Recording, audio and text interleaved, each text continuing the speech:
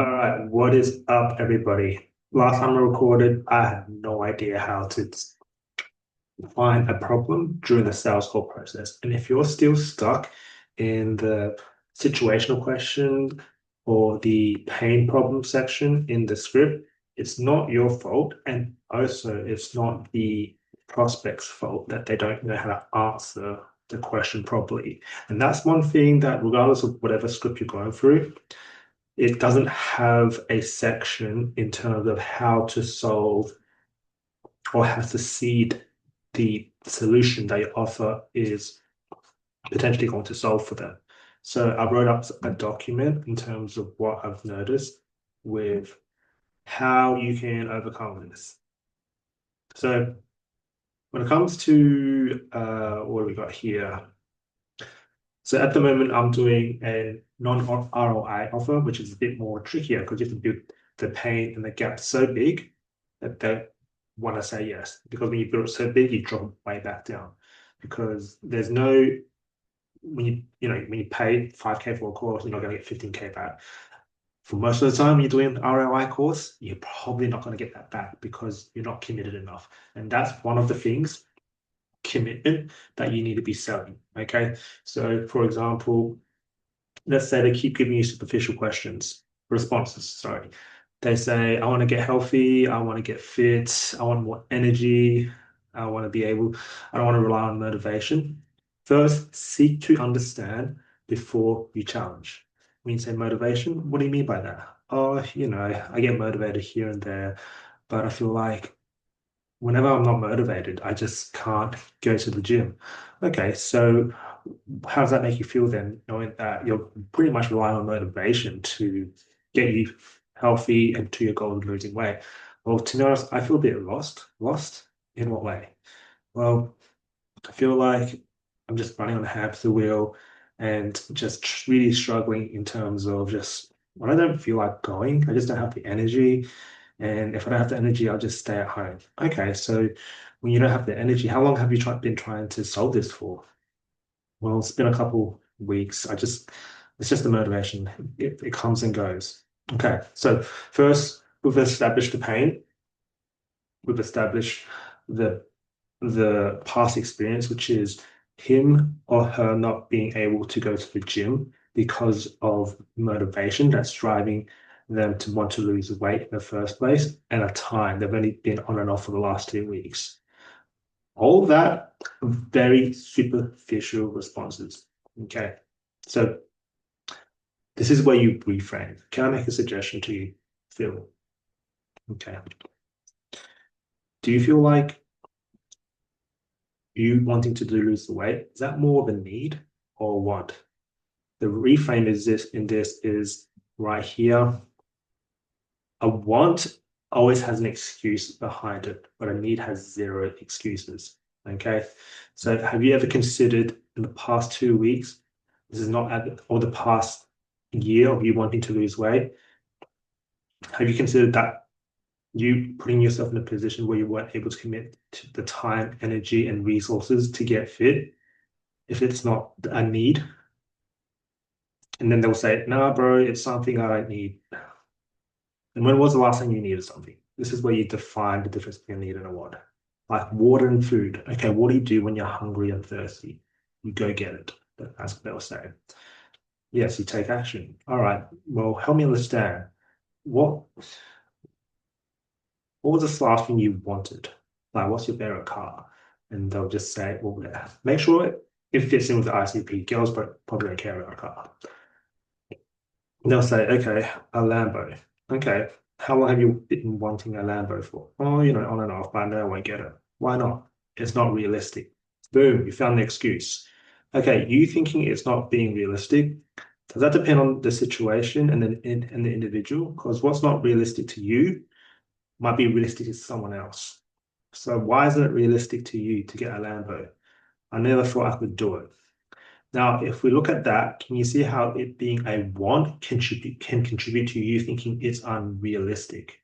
So you define what a want is to them in their own words with the excuse in it. Now, if we look at that, you can see how just being a want can contribute to you seeing it as unrealistic because you just want a Lambo. Let's say it was a need, like needing like food and water. Would you find a way to get the Lambo? Now, see the difference, not because I'm judging you, because I've seen what it takes for someone at your age and dedication and what's required to actually lose the weight. So the question is this more of a need or want? A need, right? Because it also could be a want. Why turn it now to a need, even if you just even just if it was just in this instant? This is double confirmation, okay? Because they still aren't shifted yet. We need them to shift to a need. All right, a need. Okay. Then you get the real answer. If I never did it, I'd feel sad about emotional answer. So bloody there. Move on to the next question. All right. So you don't want to feel like this way, right? So coming back to the real answer, they'll give you the real objection. When I say the real objection, this is the real objection you will be facing in objection handling if they have yet to transform. Because at the stage of future pacing and you said time for change, you say yes, and you say, okay, we could potentially help you here. You do the presentation, do the price drop. They get scared with the price drop. You just want to see whether or not this is going to come back. And if it does come back, this is where you pre-handle this objection, which is where we're talking about now. So in the pain section, this is where you get to find a true objection. There probably more than one objection, but you have to find the real reason. Because sometimes you can get mixed up with fear of money, partner, think about it, logistical. There's multiple reasons of pain. Okay. So when you get the real answer, that is the real objection. All right. So do you want to keep feeling that way? No. Okay. Who's in control of that, of feeling that? Me. Time to make a change. All right. So what do you have to do to control the outcome of that feeling? What has to happen? I have to make it a need. You can see that it's a transformation from them wanting to lose weight to them needing to lose weight. And are you prepared to make it a need? Because it won't affect me at the end of the day, because I've got plenty of students or plenty of clients that need to make this happen. Double commit. So once I realize this, I've started to realize that people are not problem aware of what they're trying to fix. They think they might know the problem, but it's up to you to communicate that through. That's why you being good at sales and us and me being good at sales, we have to make them aware that through simple, direct, concise communication to make them easily understand that what they're thinking right now may have got them to where they are, but where they need to go to, they need to start being a different person. And when I say different person, they have to start thinking a different way. And for some, that's still a struggle for you to wrap your head around. For me, it took me a while, but I know what I need to keep doing.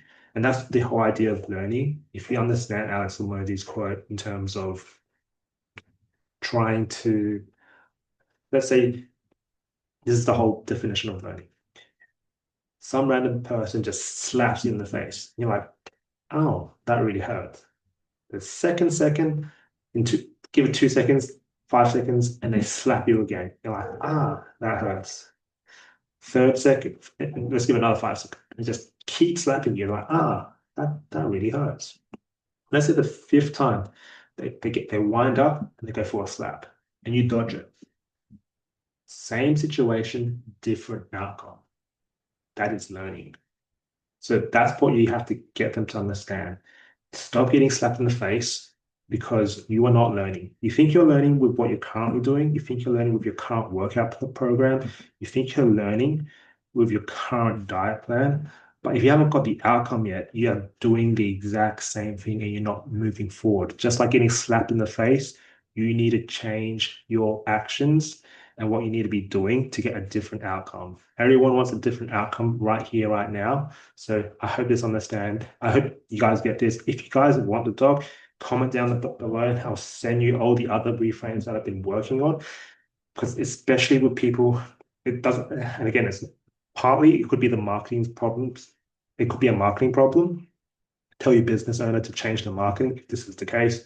But generally, if you guys are getting leads, it's them trying to be problem aware about time, which people keep saying that they're busy. We're in 2025 now. There's no time to prioritize everything. And you're focused, you're on social media every single time. So it's hard to focus on becoming that better version of yourself. Everything we're selling is transformation. Just understand that if you can sell transformation, you're good to go. And that's what I want to share with you guys today. And I really want to keep posting more of this. See you guys later. Hope you had a good day and hope you found some value out of this. Putting more content because I need to give back to the universe. And here is one rep out of many. Peace, guys.